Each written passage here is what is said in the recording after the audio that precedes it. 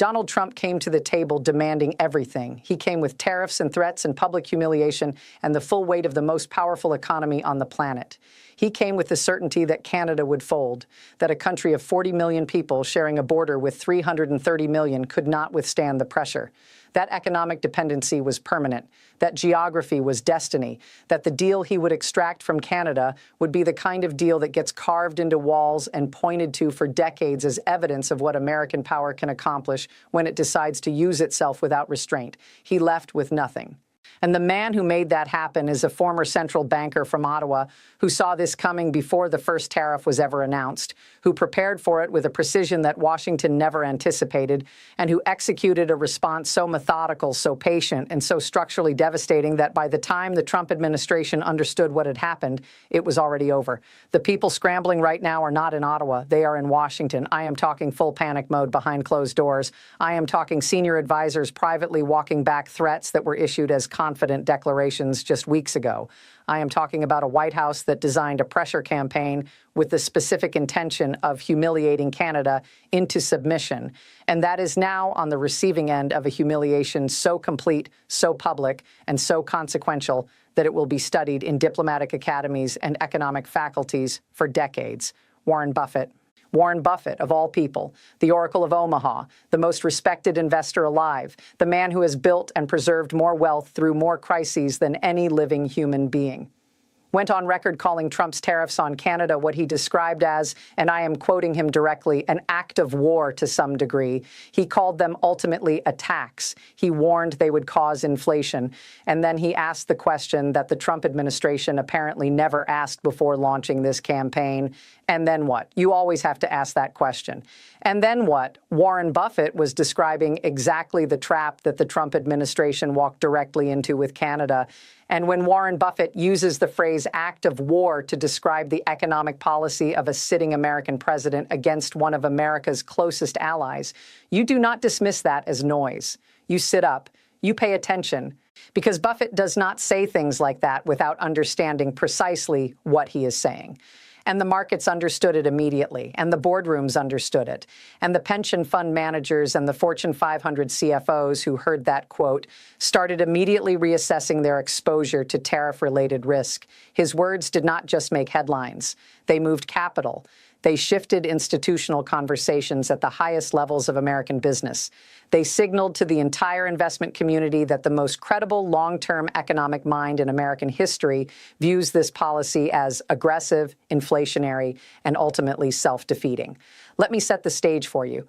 Because before any of this makes sense, you need to understand what Trump thought he was doing and why every serious analyst going into this year predicted he had miscalculated. Trump was not being subtle. He was not being diplomatic. He called Carney governor on social media, not prime minister, not even by name.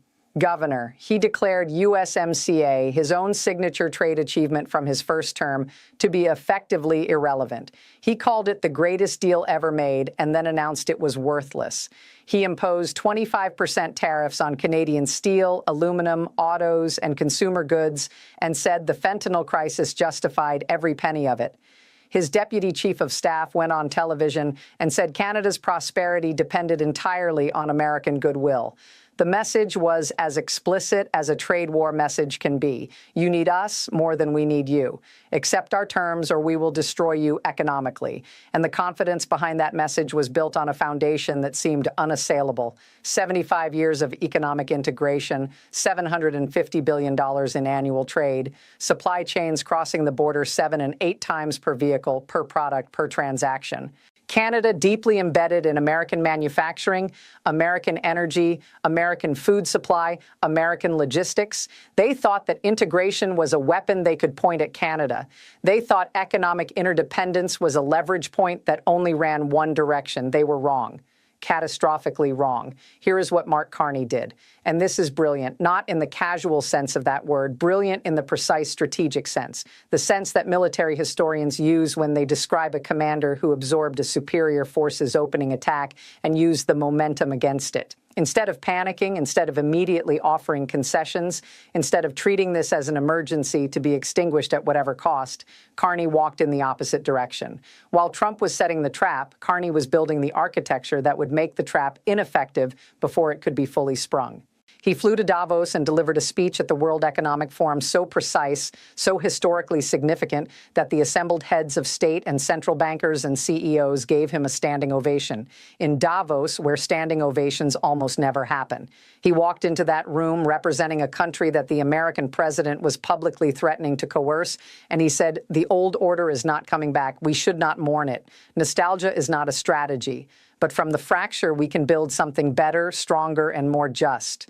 Within 48 hours, that speech had been cited by leaders across Europe. Finland's president called it a deep and realistic analysis. NATO's Secretary General declared Canada is back.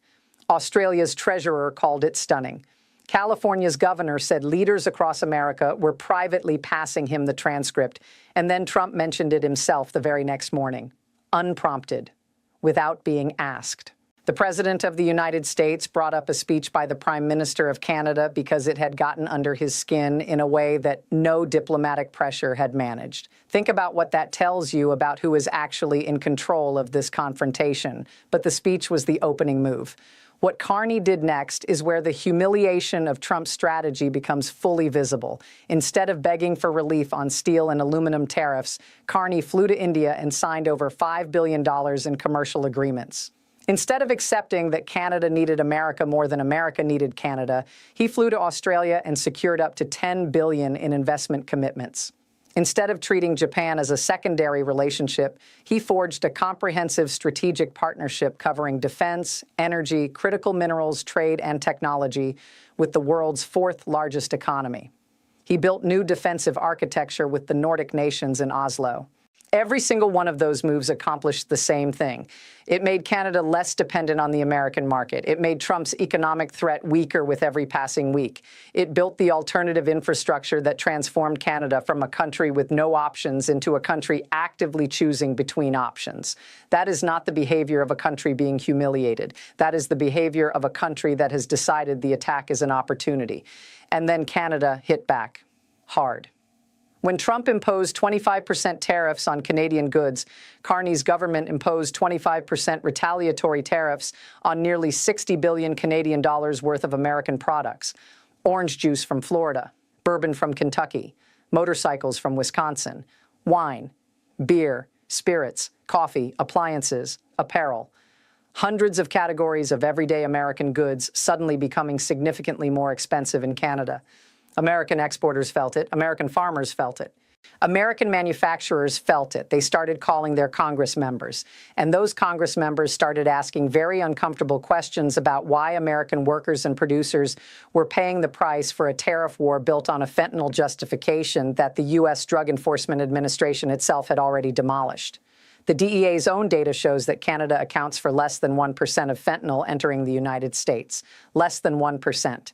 The entire premise of Trump's economic war against Canada is contradicted by his own government's law enforcement data, and the American businesses and families paying the cost of those tariffs know it now, because they have been paying it every single month. But here is what makes Carney's approach so strategically brilliant and what Washington completely failed to anticipate.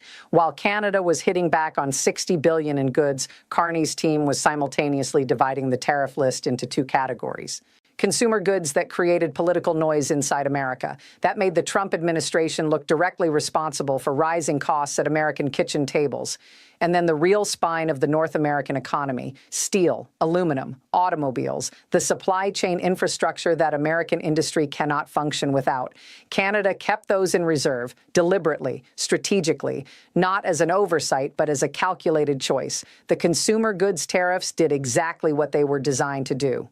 They held long enough to create maximum political damage inside the American system, long enough for 6 Republican members of Congress to break ranks and vote to cancel the Canada tariffs because their districts were suffering economic damage they could no longer justify.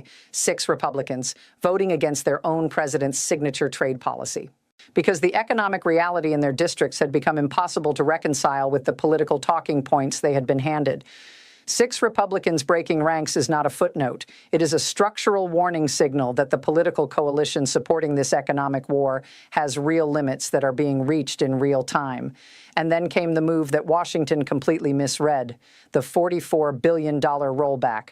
44 billion Canadian dollars worth of American goods freed from Canadian tariffs in a single strategic gesture. That is the number that got framed as Canada backing down. That is the number Trump pointed to as proof that pressure works. But here is what Mark Carney actually said. You dropped the gloves in the first period. You know, when you are late in the game, dropping the gloves and taking the extra penalty might not be the best thing to do. A former governor of the Bank of Canada and the Bank of England. One of the most sophisticated economic minds ever to lead a G7 nation, explaining in plain language exactly where he is in the game, what pieces he still holds, and why he is choosing the long play over the emotional response. That is diplomatic language for we still have the knife, we just put it back in the sheath so you will sit down and negotiate. But do not mistake that for weakness, because Canada kept every tariff on steel, aluminum, and automobiles, every single one, the most powerful leverage pieces, the ones tied to American industrial capacity, the ones that would cause the deepest structural damage to American manufacturing if fully deployed. Those stayed in place. $44 billion in visible concession, hundreds of billions in retained leverage. Carney sacrificed a pawn, and Washington thought it had won the game. Now let me give you the numbers that make the humiliation concrete. Under Trump's 25% tariffs, the Brookings Institution analysis shows Canadian motor vehicle exports to the United States would contract by 53%. At full retaliation, 68%. J.P. Morgan estimates American consumers will pay between $4,000 and $5,300 more for a new vehicle because of tariff-driven supply chain disruption. Some analysts project $12,000 at maximum disruption, $12,000 more for a car, because of a trade war built on a premise the administration's own agencies have demolished. The Yale Budget Lab calculates that Trump's tariff regime is costing the median American household $1,400 per year, $1,400 every year, not once, every year this continues. That is not an abstraction. That is a real cost landing on real families who were promised this policy would make their lives better. The promise was wrong. And the bill arrives every single month, regardless of what any politician says about it in a press conference. Here is what should happen. Trump should remove the tariffs on Canadian steel, aluminum, and autos and engage the USMCA review as a treaty partner rather than as a superpower extracting tribute. Canada has already rolled back $44 billion in retaliatory tariffs as a gesture of de-escalation. The path to mutual benefit is clear, but they will not take it, because taking it requires admitting the war was launched on a false premise.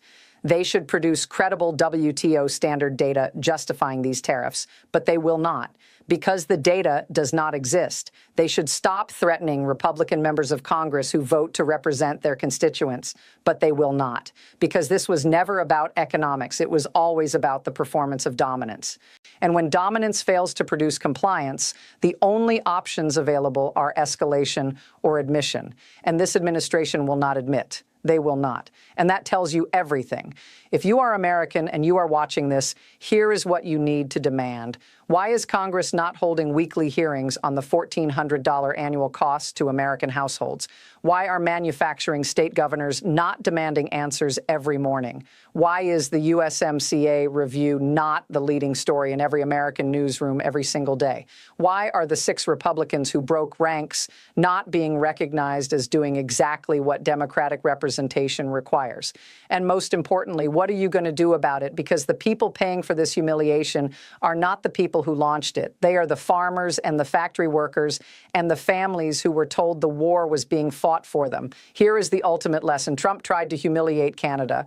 Canada used the humiliation attempt as fuel. It built $5 billion in Indian agreements, $10 billion in Australian commitments, a Japanese strategic partnership, Nordic defensive architecture, and a domestic mandate to reduce dependency on the United States faster than anyone thought possible.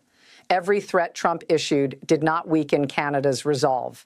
It funded it. It gave Carney political cover, international credibility, and a democratic mandate to build the very alternatives that now make Trump's threats less dangerous with every passing week. Trump came to the table demanding everything. Carney built a country that no longer needed to give it to him. That is not just a trade dispute outcome. That is a verdict on what happens when you try to humiliate a sovereign nation led by someone who prepared for exactly this moment. Canada wins. The humiliation belongs to the side that thought it could not lose. And the world is watching that verdict being written in real time.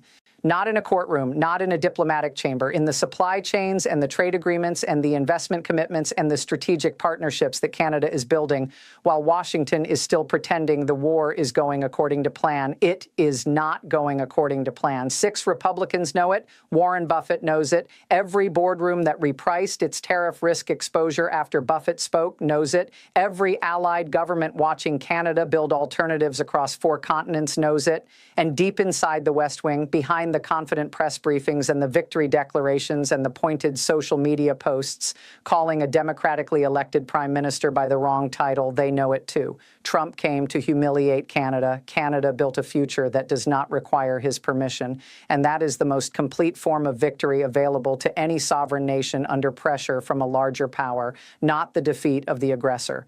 The permanent reduction of the aggressor's relevance. Canada wins. The humiliation belongs to the side that thought it could not lose. And the bill for that miscalculation arrives on American kitchen tables every single month. $1,400 a year, every year. Until someone in Washington finds the honesty to admit what the rest of the world already knows. That is the number, $1,400. That is what the performance of dominance costs when dominance fails to produce compliance and the side applying the pressure refuses to admit it. Every year, every household, every month, arriving silently, without announcement, without press conference, without the kind of dramatic moment that makes the evening news. Just the quiet, steady, monthly accumulation of the cost of a war that was never supposed to cost America anything at all, because the promise was that Canada would pay. Canada is not paying, America is. And until that basic fact penetrates the political conversation in Washington with the force it deserves, the $1,400 will keep arriving, month after month, household after household, year after year. Canada wins. The world takes notes. And the notes say one thing clearly.